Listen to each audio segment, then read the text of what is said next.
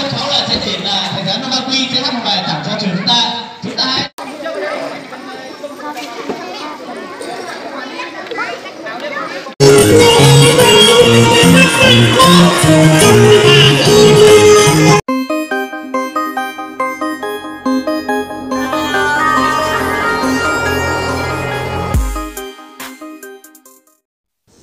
Xin kính chào quý vị và các bạn đang theo dõi trang kênh YouTube Yêu Miền Nậm Cang.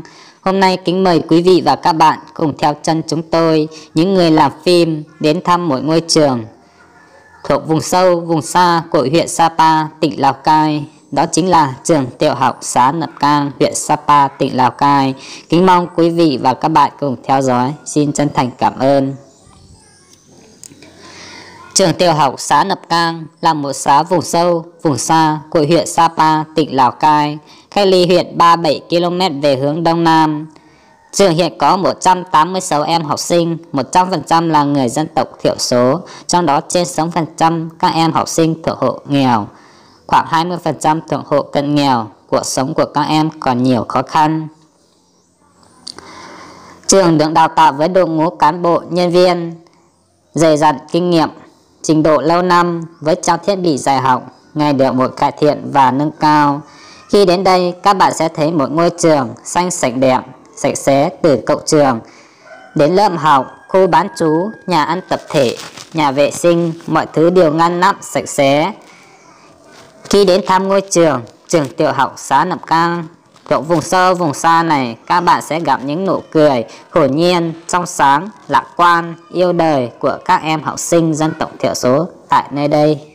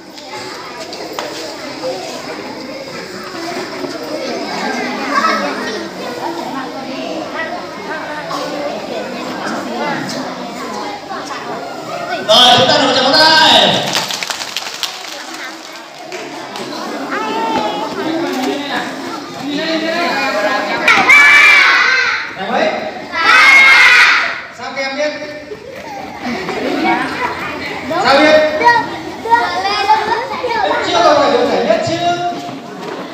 Tiến dần. Xin được chúc mừng lớp 2 đã đạt giải ba trong cuộc thi ngày hôm nay.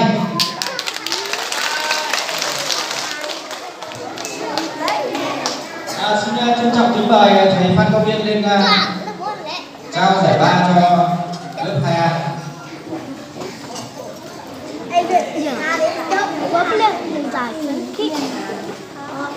Đoán xem lớp nào vậy nữa đây. Lớp 4.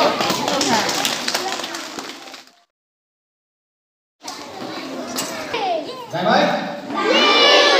Giải nhì, rất đúng. Xin chúc mừng lớp 5A đã đạt giải nhì trong cuộc thi ngày hôm nay. Xin trân trọng kính mời thầy Đông Thủy của trưởng chuyên môn lên trao quà cho lớp.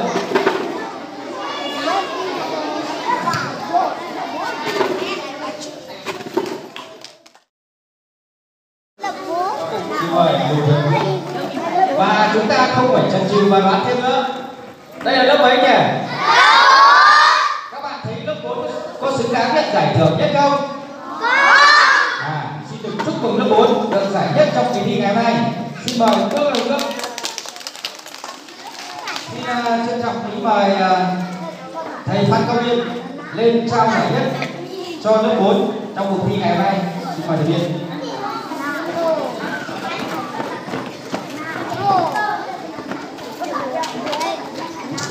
Xin mời tất cả các lớp đại diện, cô giáo chủ nhiệm và các đại diện của lớp lên trình bày kinh nghiệm.